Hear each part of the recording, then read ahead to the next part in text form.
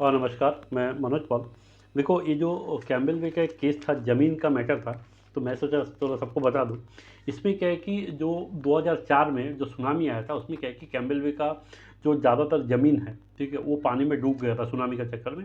और इसी के लिए क्या है कि जो कंपनसेशन का बात हो रहा था, ठीक है, जो कंपनसेशन लोग को दिया भी है, लेकिन वो बहुत कम था, जो ज़मीन गया करके, ठीक है। क्योंकि सब एक सर्विसमैन है और एडिक्वेट कंपनसेशन उन लोगों को मिला नहीं, ठीक है।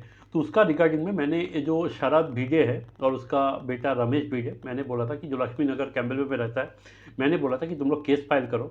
और मेरा कहने पर इन लोगों ने क्या किया था, रिट पिटिशन फाइल किया था 509/2024 हाई कोर्ट का सामने, कलकत्ता हाई कोर्ट में। हाँ, और अक्टूबर 4 2024 को जज ने क्या किया, हाई कोर्ट जज ने डायरेक्शन दिया कि होम मिनिस्ट्री को और अंडमान निकोबार एडमिनिस्ट्रेशन को कि जो कंपनसेशन अमाउंट है, ये बोलता है फार्मर है, ठीक है, जो शरद भिडे और उसका बेटा रमेश भिडे, तो कंपनसेशन अमाउंट जो एडिक्वेट नहीं है, वो बहुत सारा लेटर भी दिया है, तो वो डिसाइड करे। क्योंकि ऑलरेडी जो रमेश भिडे और उसका पापा है शरद भिडे, बहुत सारा एप्लीकेशन दिया था कि जो कंपनसेशन अमाउंट है वो विवेक राय कमेटी के हिसाब से देना है।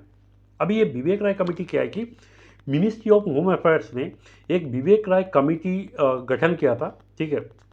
ये किया था 8/6/2017 में, ये देखने के लिए जो कंपनसेशन दिया है वो सही है कि नहीं है, कम तो नहीं है, ठीक है। क्योंकि उन लोग को पूरा ज़मीन चला गया, उसके हिसाब से अगर 5 लाख 3 लाख रुपए दे तो ज़्यादा नहीं है।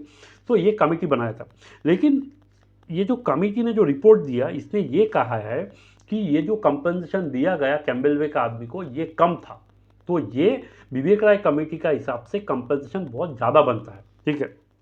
और इसी को लेके रमेश और उसका पापा शरद भिडे दोनों ने मिलके एप्लीकेशन दिया होम मिनिस्ट्री को, एलजी को, सीएस को कि भाई देखो, जो विवेक राय कमेटी ने जो कंपनसेशन बोला है वो हिसाब से हम लोग कंपनसेशन दो, क्योंकि आपने जो कंपनसेशन दिया है वो कंपनसेशन कम है, ठीक है।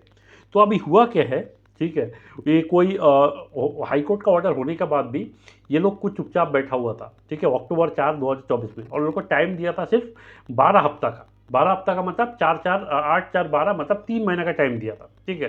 तो दे नहीं रहा था, रिपोर्ट दे नहीं रहा था। उसके बाद क्या, 3 महीना पार होने के बाद ये रमेश और उसका पापा ने क्या किया, कंटेम्प्ट पिटिशन फाइल किया, क्योंकि कोई रिप्लाई ये लोग फाइल नहीं कर रहा था होम मिनिस्ट्री से। तो कंटेम्प्ट पिटिशन डाला हाई कोर्ट में। कंटेम्प्ट पिटिशन डालने के बाद ये 2 दिन पहले रिपोर्ट सबमिट किया। कि क्या रिपोर्ट सबमिट किया मैं बता रहा हूँ, ये साइड में दिखाई भी दे रहा है, आप रिपोर्ट देखिए। इसमें ये बोला है कि विवेक राय कमेटी का जो एप्लीकेशन सबमिट हुआ, जो रिपोर्ट सबमिट हुआ होम मिनिस्ट्री के पास, वो अंडर प्रोसेस में है। मतलब 2017-18 में, 17 में बनाया, 18 का अंदर उसने सबमिट किया, और आज 7-8 साल बाद भी आज अंडर प्रोसेस में है। मतलब उसको वो लोग सोच रहा है कि दे ना दे, मतलब अभी तक डिसाइड नहीं हुआ। इसीलिए एक टाइम में ये जो होम मिनिस्ट्री है अभी इसमें डिसाइड नहीं कर सकता है करके। ये अंडर सेक्रेटरी जो है होम मिनिस्ट्री से, अमित शाह का जो ऑफिस है, वहाँ से भेजा है उसको। आप ये साइड में मैं दे रहा हूँ। मतलब क्या है कि 6-7 साल बाद भी ये लोग अभी सोच रहा है कि विवेक राय कमेटी के हिसाब से कंपनसेशन दे कि ना दे।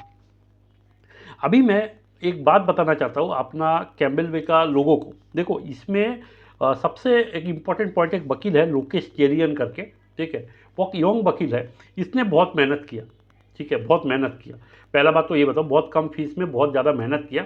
ये अंडमान निकोबार का पब्लिक को पता रहना चाहिए, ठीक है, क्योंकि मैं भी सही में देखा हूँ, बहुत मेहनत किया, ठीक है।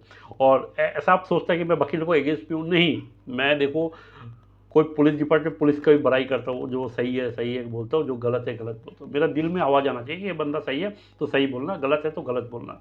ये मैं बचपन से सीखा हूँ, ठीक है। ये लोकेश चेरियन जो वकील है, इसने बहुत मेहनत किया, और उसी का कारण ये केस यहाँ तक पहुँचा है कि हम लोग को पता चला है कि क्या हो रहा है पेपर वर्क, ठीक है। और एक बात मैं बताता हूँ, देखो, सेंट्रल गवर्नमेंट में भी बीजेपी है, अंडमान में भी बीजेपी है। अभी दे सकता है, होम मिनिस्ट्री पेपर के ऊपर बैठा हुआ है, ठीक है। क्या बोल रहा है कि प्रोसेस में है, ये बोल के बैठा हुआ है। अभी आप सोचो, आपने जो चाचा मामा दादा लोग, बुरा बुरा आदमी लोग वोट किया बीजेपी को, ये सोच के, देखो यंग वोटर्स लोग मेरे को वोट किया, ये आपको मानना पड़ेगा। ये कि बीजेपी सेंट्रल गवर्नमेंट में भी है, यहाँ में भी बीजेपी हो तो काम होगा। आप बताओ क्यों नहीं हो रहा है। अभी देखो, ये विष्णुपद राय प्रोटेस्ट कर रहा है, ये फंड नहीं है, वो नहीं है। कोई भी प्रॉब्लम सॉल्व नहीं होगा। अगर दिल्ली में नेशनल पार्टी आए, अंडमान में नेशनल पार्टी आए, अंडमान में कोई घंटा फर्क नहीं पड़ेगा, ठीक है। फर्क तब पड़ेगा जब आपको काम निकालना आता हो, ठीक है। बीजेपी को मालूम है कि वो वोट तो जीत रहा है, आराम से जीत रहा है, तो उसको काम करने का ज़रूरत नहीं है। जैसा दिल्ली में देखो, दिल्ली का इलेक्शन आप अच्छा से देखो, दिल्ली का इलेक्शन में क्या कर रहा है, आम आदमी पोटारा बोल रहा है कि मैं एक एक जन को 2100 रुपये करके दूंगा, बीजेपी बोल रहा है मैं 2500 करके दूंगा, वो बोल रहा है मैं 200 यूनिट इलेक्ट्रिसिटी, आप बोलते हैं 200 यूनिट इलेक्ट्रिसिटी में फ्री दूंगा, बीजेपी बोलता है मैं 300 यूनिट फ्री दूंगा। क्यों? क्योंकि ऐसा है, ऐसा एक पार्टी होना चाहिए जो पार्टी क्या है कि उसको चैलेंज करे कि भाई तू जो काम करेगा उसको बाद में वोट देगा। आप लोग ऐसा नहीं करते हो करके लॉस में। आप सोचो, अगर आप बीजेपी को प्रेशर बना पाते तो आज आपको कंपनसेशन मिलता, घर बैठ के ज़्यादा पैसा मिलता। आप प्रेशर नहीं बना पाए। क्यों नहीं बना पाए? क्योंकि बीजेपी कुछ काम नहीं किया, फिर भी बीजेपी को वोट किया। उन नेता लोगों के चक्कर में पीछे पीछे घूमते रहा। इसीलिए आप लोगों का फ्यूचर आज खराब है। 100% जॉब रिजर्वेशन का भी सेम है। तो इसीलिए मनोज पॉल को सपोर्ट करिएगा अगर आपका बच्चे का अच्छा फ्यूचर चाहते हो। नहीं तो ऐसे ही करते रहो और मैं ऐसे ही वीडियो बनाते रहूँगा और आप लोगों को समझाते रहूँगा कि सही क्या है, गलत क्या है। धन्यवाद।